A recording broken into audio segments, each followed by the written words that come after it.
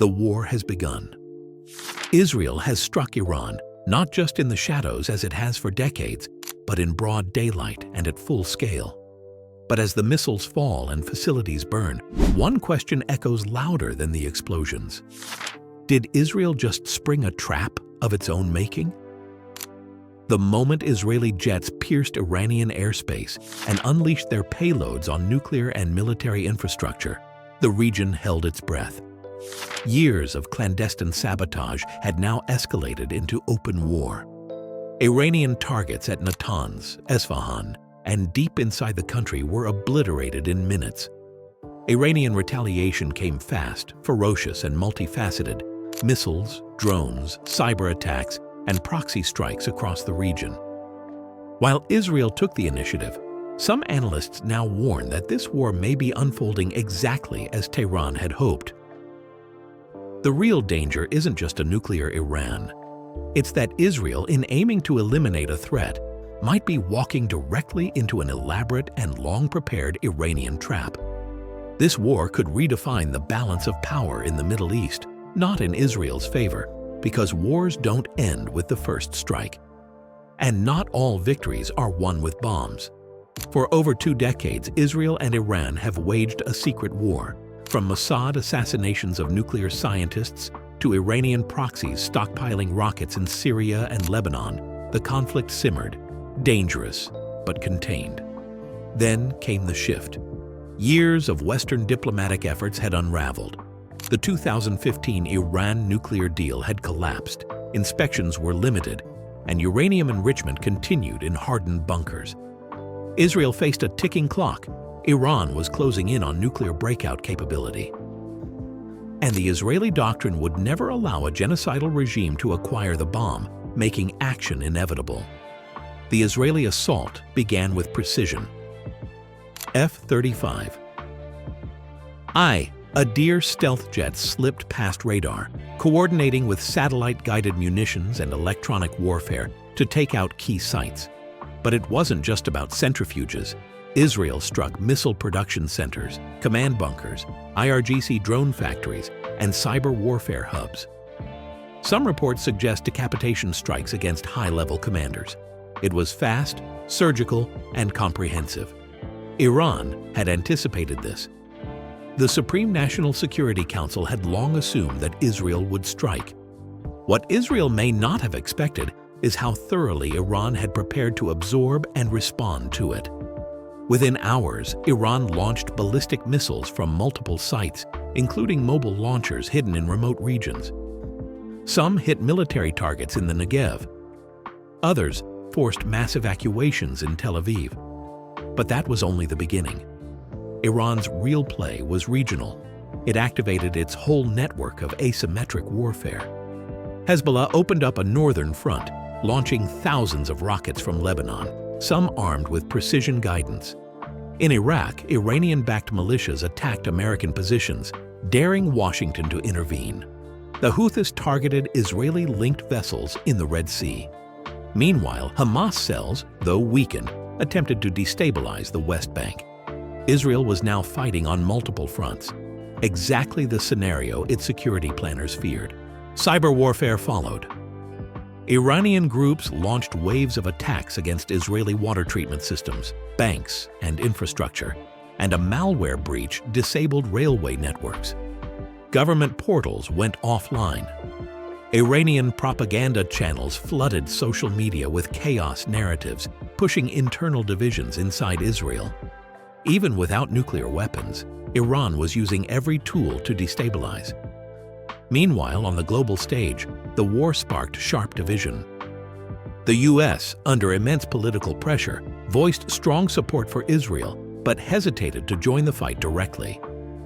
American warships moved closer to the Persian Gulf. Patriot and THAAD systems were deployed to shield U.S. assets.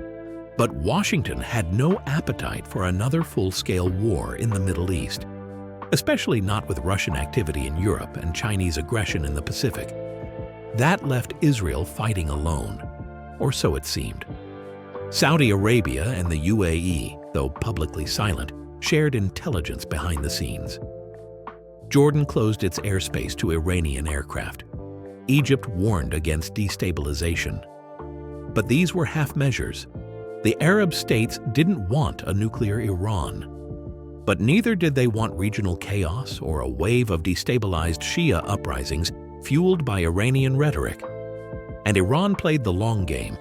The media portrayed the war not as Iran versus Israel, but as a holy resistance against Zionist aggression and Western imperialism. In the streets of Baghdad, Beirut, and even Karachi, protests erupted. Iranian embassies became rallying points. For Iran, Israel's strikes provided a perfect propaganda gift: martyrdom, victimhood, and the justification for further escalation. But Tehran's trap was deeper than messaging. Militarily, Iran had distributed its assets. Learning from Syria and Iraq, it had decentralized its command structure. Nuclear enrichment had been moved underground. Drone production was spread across hardened facilities. Critical missile units were mobile. By drawing Israel into a wider war, Iran forced it into a resource burn: missiles, fuel, workforce, and economic disruption. And the longer the conflict drags on, the more Israel's internal resilience is tested. Already, Israel's economy is under strain. Tourism vanished overnight. Ports slowed due to security threats. Reservists were called back en masse, disrupting civilian sectors. Inflation spiked. The shekel dropped. Political tensions within the Knesset deepened. Protests emerged over the government's handling of the conflict. Israel is powerful, but it is small. Sustained war is not in its favor. And then there's the nuclear shadow. The strikes on Natanz, Esfahan, and other known sites were devastating. But they may not have hit everything. Western intelligence now fears that Iran has parallel programs deeper underground, shielded from even bunker-busting bombs. With inspectors gone, satellite images offer limited insight. Enrichment might be continuing. Worse, weaponization might have accelerated. Some experts believe Iran's goal was never just nuclear capability.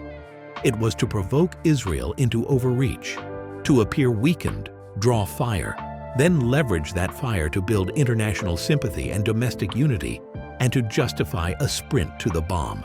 In that scenario, Israel's actions, while tactically brilliant, could be strategically catastrophic. It may have destroyed facilities, yes, but it also may have handed Iran the justification, the political cover, and the nationalist energy it needs to finish the job.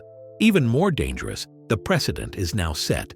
Attacks on nuclear facilities are no longer taboo. Other states are watching: North Korea, Pakistan, even Turkey. If one country can justify preemptive strikes on enrichment sites, why can't others? The norm has collapsed. The war's fallout reaches further. Global energy markets are rattled. The Strait of Hormuz, through which 1/3 of the world's oil flows, is now a war zone. Tankers reroute. Insurance premiums skyrocket. Oil prices surge. Inflation returns. Stock markets tremble. Central banks delay rate cuts. Supply chains bend. All from a conflict thousands of miles away. And politically, global alliances are shifting. Russia supports Iran in rhetoric, even supplying drone components. China calls for restraint but ramps up purchases of discounted Iranian oil. The West is fractured, torn between support for Israel and fear of broader escalation. The United Nations is paralyzed by vetoes. The Security Council can't agree on a single resolution. Multilateral diplomacy has failed. Back on the battlefield, Israel continues its operations.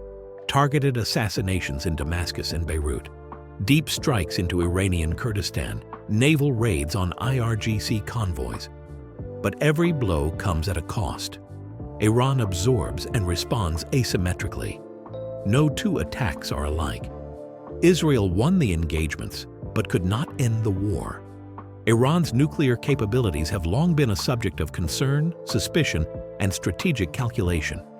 For decades, Tehran has pursued what it describes as a peaceful nuclear program, while critics and intelligence agencies worldwide have warned of a parallel ambition: the development of nuclear weapons.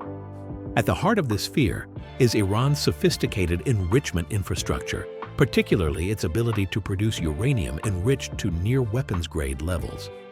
Facilities like Natanz and Fordo are not just symbols of technological advancement. They're symbols of defiance, built underground, fortified against airstrikes, and cloaked in secrecy. The collapse of the 2015 Joint Comprehensive Plan of Action, JCPOA, stripped away many of the monitoring mechanisms that once offered visibility into Iran's program. Since then, Tehran has steadily increased its uranium enrichment, reaching purity levels of 60%, well beyond civilian energy requirements and dangerously close to weapons grade. Iran has also expanded its stockpile, installed more advanced centrifuges, and restricted access for IAEA inspectors. Though Iran insists it has not made a decision to build a bomb, it is now widely believed to have all the technical components required to assemble one on short notice, what experts call nuclear breakout capability. Israel's preemptive strike aimed to destroy this capability, but many analysts argue it may have instead accelerated it. By attacking overt facilities, Israel may have forced Iran to move its program deeper underground, beyond the reach of even bunker-busting bombs and beyond the eyes of the world.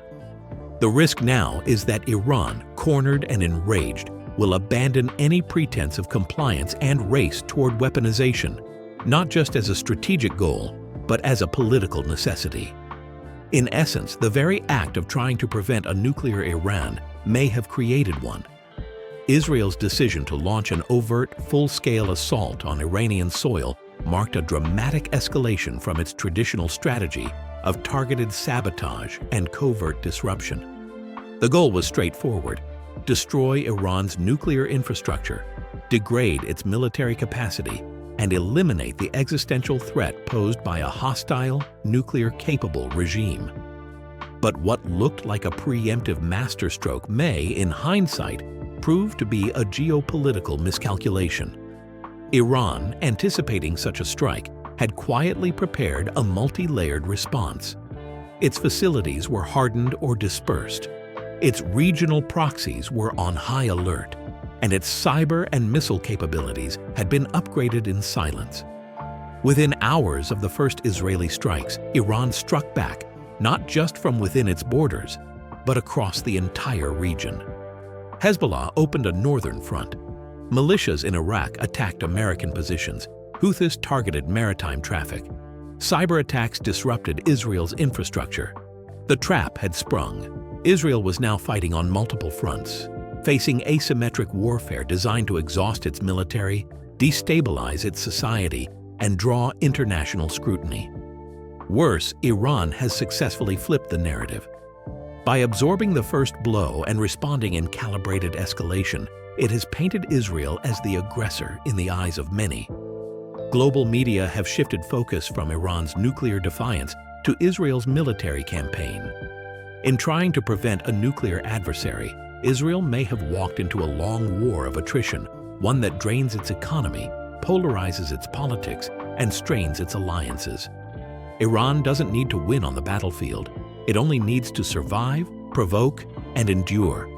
And with each passing day, it seems Israel's strategic initiative is eroding while Iran's trap tightens. The political consequences of Israel's attack on Iran have already begun to ripple across the Middle East, and not in Israel's favor. Though Gulf states like Saudi Arabia, the UAE, and Bahrain share Israel's concerns over a nuclear Iran, they have responded to the war with calculated restraint. Publicly, they have condemned the escalation, called for de-escalation, and reaffirmed support for Palestinian rights. Privately, intelligence sharing and military coordination with Israel may continue, but the attack has complicated the Abraham Accords and dampened prospects for deeper normalization. Iran, on the other hand, has leveraged the conflict to strengthen its influence on Arab streets.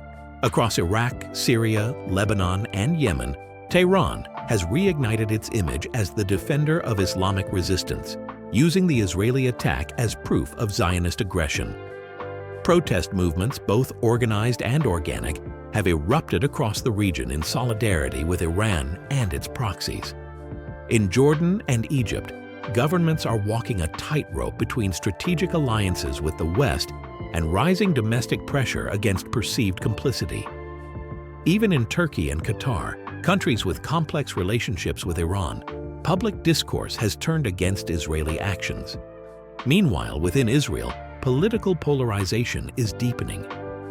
The war effort has united some factions, but also reignited protests against Prime Minister Netanyahu's leadership. Critics argue the attack was reckless, driven more by political survival than strategic necessity. In Washington, congressional support for Israel remains high, but growing international condemnation and fears of wider war are eroding diplomatic capital. The UN Security Council is gridlocked. Russia and China are exploiting the chaos to advance their own narratives and alliances. The longer the conflict drags on, the more Israel finds itself politically isolated, surrounded by an increasingly hostile region, and reliant on Western support that may prove finite. The war may have been launched to eliminate a threat, but politically it has placed Israel in the eye of a gathering storm.